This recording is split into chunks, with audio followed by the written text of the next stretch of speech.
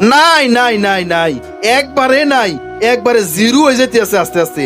Gas নাই, ও gas নাই। আহারে গ্যাসের সংকট, আহারে জনদুর্ভোগ, কি হারে লম্বা লাইন, 3 কিলোমিটার, 4 কিলোমিটার, 5 কিলোমিটার লম্বা লাইন গ্যাসের লাগিয়া। গ্যাস নাই, দেশের মানুষ পাগল হয়ে যেতে আছে। তেল নাই, গ্যাস নাই। কয়দিন আগে দেখছি লম্বা তেলের লাইন, আর এখন গ্যাসের লাইন, গ্যাস নাই।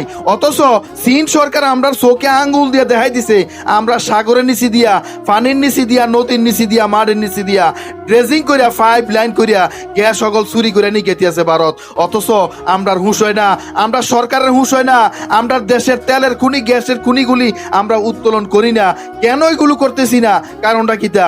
আমরা লালমাই তেলের খুনি, আমরা পঞ্চগড়ের শালবাহান তেলের খুনি, আমরা সিলেটের তেলের খুনি, আমরা সারা দেশের যে তেলের খুনি, গ্যাসের খুনিগুলি আছে, এই গ্যাসের খনি, তেলের খনিগুলো যদি, এই খনি সম্পদগুলো যদি আমরা উত্তোলন করি, তাহলে এত লম্বা লাইন হওয়ার কথা না। আমরা দেশ তেলের উপরে, গ্যাসের উপরে বাঁচতে আছে।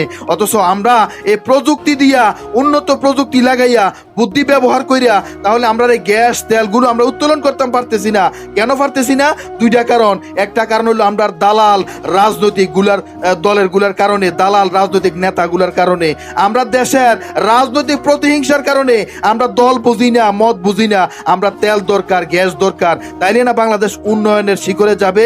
নয়তো বাংলাদেশের অবস্থা কলাবিহীন জুরির মতো।